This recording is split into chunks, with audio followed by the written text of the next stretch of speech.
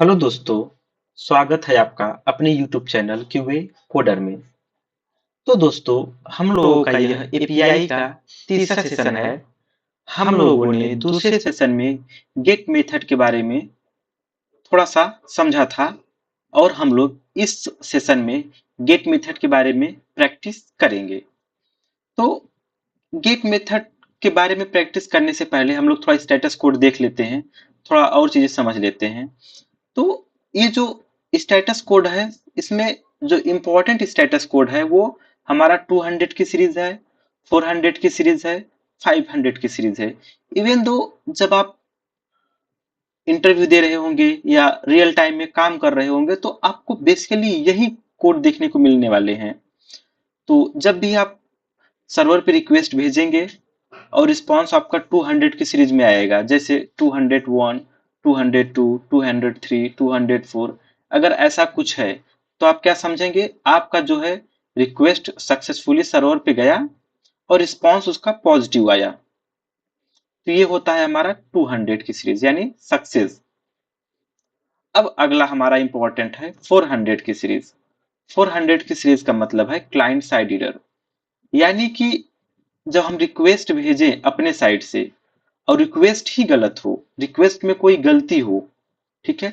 Request में गलती बहुत सारे तरीके से हो सकती हैं, मैं आपको आगे बताऊंगा। तो आप ये समझिए कि आपने सर्वर पे कोई रिक्वेस्ट भेजा, रिस्पॉन्स में आपको 400 की सीरीज आई, तो इसका मतलब ये होता है कि आपने रिक्वेस्ट भेजने में कोई गलती कर दी, ठीक है। तो इसे कहते हैं क्लाइंट साइड एरर, याद रखना। 200 series successful, 400 series client side error. अगला है आपका 500 सीरीज। 500 सीरीज जो है आपको सर्वर साइड एरर बताता है, यानी आपने रिक्वेस्ट तो सही भेजा लेकिन सर्वर पे कोई इशू, ये इशू बहुत सारे तरीके से हो सकते हैं, मैं आपको जो इंपॉर्टेंट है वो डिस्कस करूंगा, ठीक है। तो किसी भी इशू की वजह से आपको रिस्पॉन्स सर्वर नहीं दे सका पॉजिटिव, तो ये हमारा क्या है 500 सीरीज। तो आपको याद रखना है जो 200 सीरीज है वो सक्सेस की रिस्पॉन्स है, जो 400 की सीरीज है वो क्लाइंट साइड एरर है, और जो 500 की सीरीज है वो सर्वर साइड एरर है। तो ये हुआ दोस्तों हम लोगों का स्टेटस कोड। अब आगे हम समझते हैं 200 सीरीज की और 400 सीरीज के कुछ इंपॉर्टेंट स्टेटस कोड। तो हमारा पहला है 200 की सीरीज स्टेटस कोड। तो जब आपको सामने आपके सामने जब दिखे कि 200 स्टेटस कोड, तो आप क्या समझेंगे कि ओके है, यानी कि आपने जो रिक्वेस्ट भेजा वो सक्सेसफुल था और सर्वर ने आपको रिस्पॉन्स सही दिया।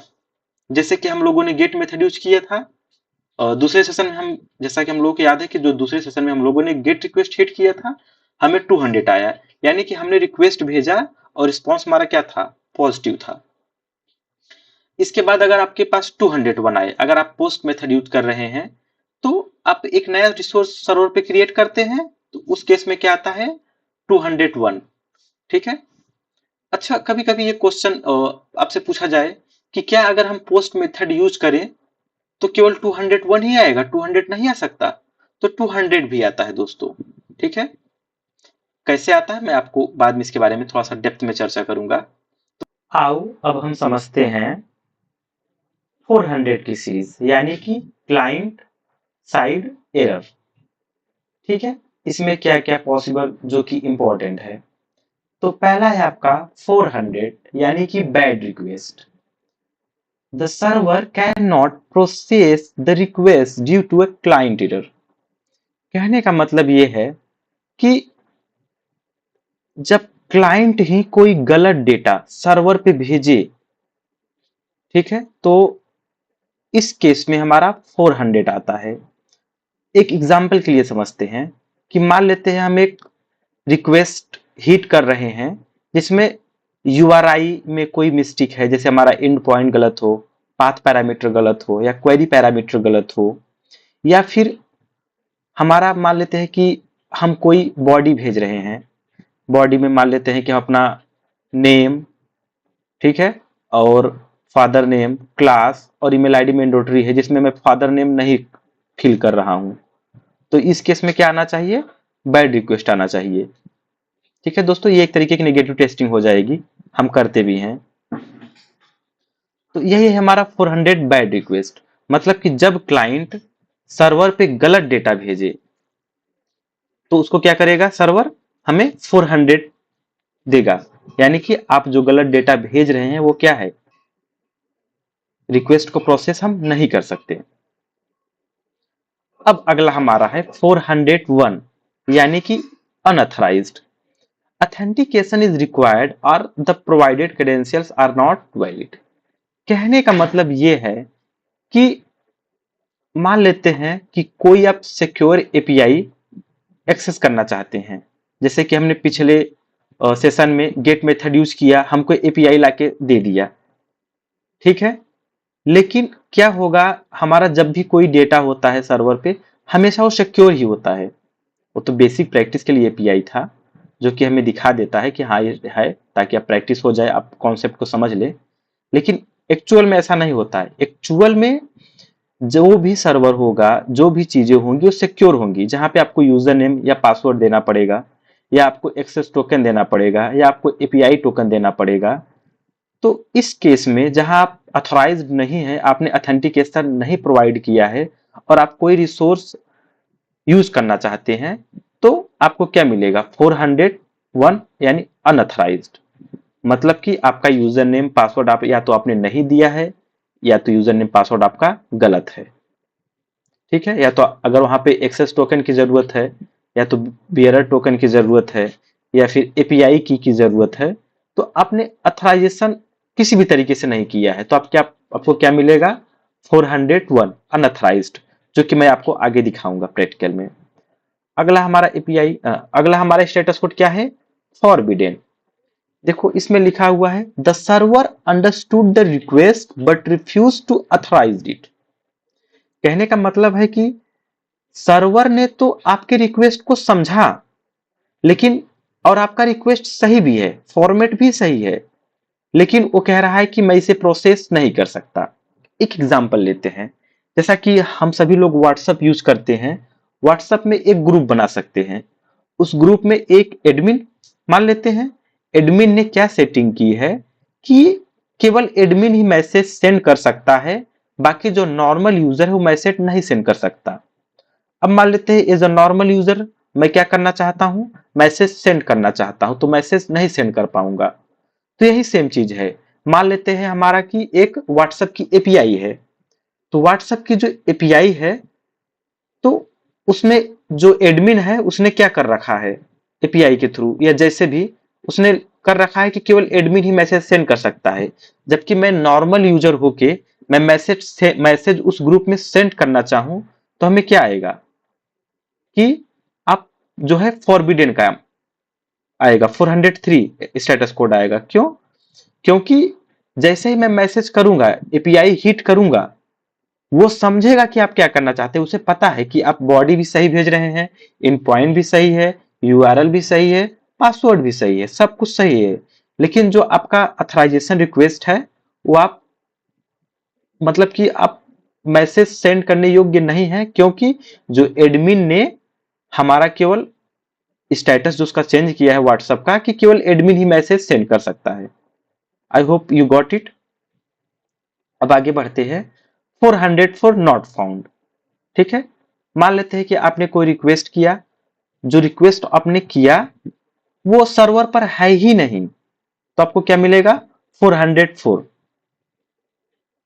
ठीक है, अब मान लेते हैं कि 405 है, ठीक है, मेथड नॉट अलाउड। जैसे कि मान लेते हैं कि जहां गेट मेथड यूज करना चाहिए आप वहां पे क्या यूज कर रहे हैं, पोस्ट मेथड। तो इस केस में हमारा क्या आएगा, मेथड नॉट अलाउड। अभी हम ये सब करके देखेंगे, ठीक है। अगला क्या आया, 429 मीन्स टू मैनी रिक्वेस्ट।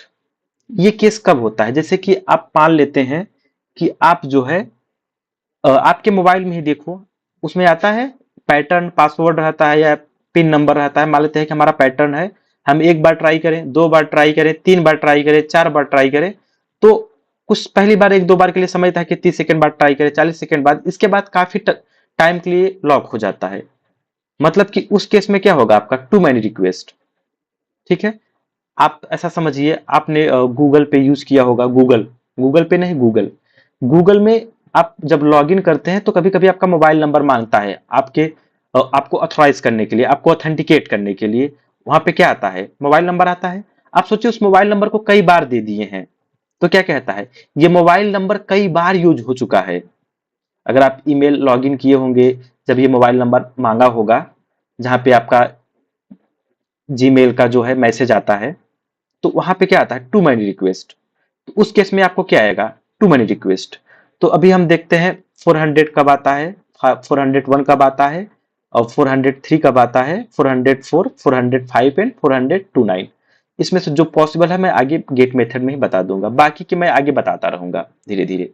ठीक है। तो दोस्तों ये बहुत इंपॉर्टेंट है, अभी के लिए मैंने यही 4-6 लिए हैं, पहले आप इसे याद कर लीजिए, इसे दिमाग में रख लीजिए, क्योंकि ये इंटरव्यू में पूछे जाते हैं और बहुत इंपॉर्टेंट भी है। तो बाकी के जो स्टेटस कोड है जो कि इंपॉर्टेंट है, हम आगे चर्चा करेंगे। तो अब देखते हैं दोस्तों, कुछ यहाँ पे यूआरएल हमने आपको दिया है, तो जिसमें से मैं 2 यूआरएल के बारे में आपको बता दूंगा, बाकी 3 यूआरएल है। आप जाके इस पे प्रैक्टिस करिएगा। अगर आप कर लेते हैं तो अच्छा है, अगर नहीं आएगा तो मैं डेफिनेटली बताऊंगा। ठीक है, आप बस कमेंट सेक्शन में बोल दीजिएगा कि हमें ये नहीं आ रहा है, आप क्या इशू फेस कर रहे हैं।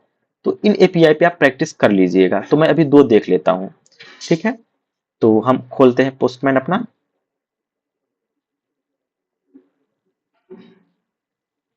तो बेसिकली ये प्रैक्टिस नाम का हमने कलेक्शन कल बनाया था, अगर आपको याद होगा। ठीक है, तो हम यहाँ से गूगल खोलते हैं, तो हम यहाँ पे क्या करते हैं, एक न्यू टैब लेते हैं। यहाँ पे क्या लिखते हैं, रेस्टफुल बुकर, यहाँ पे लिखा हुआ है, आपको यही लिखना है। क्लिक करिए, पहला आपका वेबसाइट आएगा, या तो आप दूसरे पे क्लिक करिए, या तो पहले पे आप देख लीजिए, https restfulbooker.herokuapp.com, आपको यही लिखना है। यहाँ पे आ जाइए, यहाँ पे डिटेल्ड एपीआई डॉक्यूमेंटेशन पे आ जाइए। ठीक है, तो ये देखिए, ये आपके सामने दिया हुआ है। ठीक है, मैं इसके बारे में, सबके बारे में चर्चा करूंगा वन बाय वन। तो हम पहले समझते हैं गेट मेथड के बारे में। देखो, इसमें गेट बुकिंग आईडीज है और गेट बुकिंग है। बेसिकली ये जो एक वेबसाइट है, किसी भी चीज के लिए, मान लेते हैं टिकट, कोई भी टिकट ही समझ लेते हैं फॉर एग्जांपल के लिए, टिकट में कितने लोगों ने बुक कर लिया है, और किस, उस जो बुक किया है उसकी बुकिंग आईडी क्या है, ये उसकी एक लिस्ट है। तो हम देख लेते हैं इसका हमें क्या करना है। ये गेट देखो यहाँ पे बताया है, जब भी आप एपीआई खोलेंगे ना, आपको एपीआई जब डेवलपर देगा, या आपको एपीआई डॉक्यूमेंटेशन स्वैगर के फॉर्म में मिलेगा, तो आपको पता होता है कि हमें इसके लिए गेट मेथड यूज करना है, इसके लिए पोस्ट मेथड यूज करना है, इसके लिए ये बॉडी जाएगी, इसके लिए लाइक ये बॉडी जाएगी, इसके लिए ये बॉडी नहीं जाएगी। सारा डिटेल आपको रहता है। फिर आपको उसी हिसाब से टेस्ट केस बनाना होता है और समझना होता है, जो कि हम आगे करेंगे। ठीक है, और हो सकता है आपको सेटअप करना भी बताएं कि आप सेटअप कर कैसे करेंगे, मैं आपको सब कुछ प्रोवाइड करूंगा। तो बेसिकली हम अभी गेट मेथड चेक करते हैं। तो गेट मेथड में क्या है, इसका यूआरएल है, यूआरआई है। हम कॉपी करते हैं, कंट्रोल सी, हम पोस्टमैन में आते हैं, कलेक्शन में आके देखिए यहाँ पे क्लिक करके हम यहाँ पे एक एड रिक्वेस्ट करते हैं। ठीक है, अब यहाँ पे लिखते हैं get the list of booking APIs. ठीक है, और हम यहाँ से यूआरएल पेस्ट कर देते हैं। यहाँ से हम क्या करते हैं, अगर हमारा गेट मेथड पहले से है तो ठीक है, अगर नहीं है तो आप ले लीजिए। अब फिर हम यहाँ से रिक्वेस्ट सेंड करते हैं। तो उसने क्या किया, जैसे ही हमने रिक्वेस्ट सेंड किया, देखिए हमारा जो आ रहा है डेटा जेसन फॉर्मेट में है। जैसे ही हमने रिक्वेस्ट सेंड किया, तो क्या किया, हमने ये यूआरएल हिट किया। अब ये जाएगा, जो ये हमारा वेबसाइट है, जो यूआरएल है या जो वेबसाइट आप कहिए, इसकी डेटाबेस में जाएगा। डेटाबेस कहाँ है, बैकएंड में है, जो कि हमें अलाउ नहीं है देखना। हम आगे देखेंगे कि रियल टाइम में डेटाबेस कैसे देखते हैं, मैं आपको खुद का एपीआई बनाऊंगा, उसमें दिखाऊंगा कैसे प्रोसेस हो रहा है। खैर प्रोसेस तो यही होने वाला है, इसीलिए मैं समझा रहा हूँ कि आपका प्रैक्टिस भी हो जाएगा। तो ये लिया हमने, तो ये जैसे ही हिट किया तो इसके कहाँ गया, इसके बैकएंड में गया।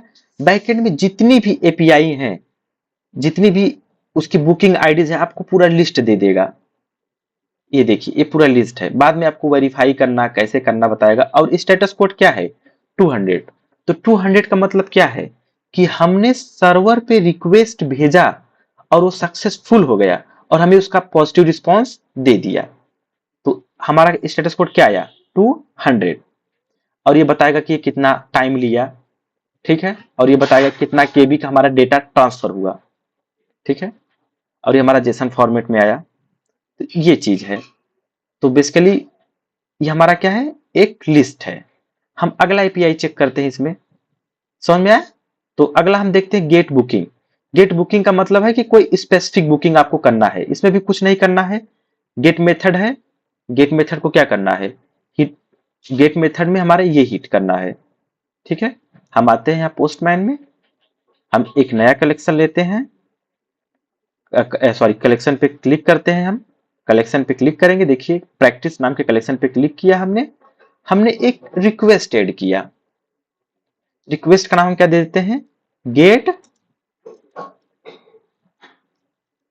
स्पेसिफिक बुकिंग, ठीक है। और हमने क्या किया यहाँ पे, ये कर दिया। और हमें कौन सा बुकिंग करना है, मान लेते हैं कि हमारा टिकट बुक है। अब मान लेते हैं टिकट बुक में जो पहले आईडी पर है उस पैसेंजर का क्या नाम है। आप ऐसा कुछ समझिए, इसी टाइप का है ये कुछ। तो इसमें जो जिसकी आईडी 1 है उसका क्या नाम है, जिम है, और ये उसका लास्ट नेम विल्सन है। टोटल प्राइस उसने 343 दिया। कब उसने चेक इन किया, कब वो चेकआउट करेगा, पूरा डिटेल यहाँ पर है, ठीक है। देखो पुराना एपीआई बना हुआ है, तब ये डेटाबेस में पड़ा हुआ है, तो इसलिए बता रहा है 2020 2023। अब मान लेते हैं हम कोई और आईडी ले लेते हैं, ठीक है। अब ये बताएगा कि जो तीसरे नंबर के आईडी पर है उसका नाम क्या है, शैली है, और ये लास्ट नेम क्या है, जोन्स है, और टोटल प्राइस ये है। तो बेसिकली दोस्तों हमने क्या किया, किसी स्पेसिफिक बुकिंग आईडी को पाने के लिए इसने हमें दिया था, ये यहाँ पे दिया था। हम अपने मन से कुछ नहीं कर रहे हैं, हम केवल इसको देख रहे हैं, समझ रहे हैं, हमें पता चला कि हाँ हमें पे आईडी लिख देना है। यहाँ पे इन्होंने एग्जाम्पल भी दिया है, देखिए कि हाँ हम ऐसे कर सकते हैं। बेसिकली ये कर्ल है, कर्ल के बारे में हम आगे समझेंगे, ठीक है, लेकिन अभी के लिए ये समझिए आप। तो हम यहाँ पे आते हैं, तो हमें क्या करना है, पे आईडी डालना है ये। तो अब हमने 4 किया, तो ये 4 कर किया, ये 4 हुआ। तो जो बुकिंग 4 पर उसका क्या नाम है, एरिक है, जोन्स है, ठीक है। हमने बुकिंग 5 पे लिया, मान लो हम कोई 54 पे ले लेते हैं, तो 54 में जॉन डो है। तो ये सब डेटाबेस में पड़ा हुआ है, उस डेटाबेस में उसके आईडी के अकॉर्डिंग हमें निकाल निकाल के ये दे रहा है। तो जैसे हमने रिक्वेस्ट हिट किया, इसने सर्वर पे गया, पॉजिटिव रिस्पॉन्स आया, इसने 200 दिया, ये टाइम लगा, इतने बाइट का हमारा डेटा ट्रांसफर हुआ। ये सब हमें इंफॉर्मेशन है जो कि हमें वैलिडेट करने पड़ेंगे आगे चल के। हम आगे चल के इस चीज को हम जो है वैलिडेट भी करेंगे, ठीक है दोस्तों। अब मान लेते हैं कोई हम ऐसा आईडी देते हैं, ऐसा, ठीक है। ये अब ये क्या आएगा, 400 for not found. 400 for not found कब हमारा आता था, अब हम बैक करके थोड़ा सा देखते हैं। ये देखिए 400 फॉर नॉट फाउंड कब आता था, जब आप the server can not find the requested resource. कहने का मतलब ये है कि सर्वर पे जो आपने रिक्वेस्ट भेजा, इस आईडी, इतने आईडी के नाम की कोई बुकिंग ही एग्जिस्ट नहीं करती, एग्जिस्ट ही नहीं करता। जैसे हम कहा, हमने लिखा 43 लिखा, अब भी नहीं है, ये हमने 1 लिखा, ठीक है। ये 1 नाम पे है, जिसकी आईडी 1 है, उस नाम की बुकिंग आईडी 1 पे कोई व्यक्ति है, लेकिन ये जो हमने नंबर दिया उस आईडी पर कोई व्यक्ति नहीं है। तो आपने तो रिक्वेस्ट किया, ये सर्वर पे गया, लेकिन जो आपने रिक्वेस्ट किया उस सर्वर पर उस बुकिंग आईडी का कोई भी पैसेंजर एग्जिस्ट नहीं करता, इसलिए क्या आ रहा है 404, यानी नॉट फाउंड। समझ गए दोस्तों, नॉट फाउंड का मतलब क्या है, कि हम रिक्वेस्ट करें, ऐसा रिक्वेस्ट करें जो कि हमारा एग्जिस्ट ही ना करता हो। देखिए 404 नॉट फाउंड। तो दोस्तों ये रहा हमारा गेट मेथड।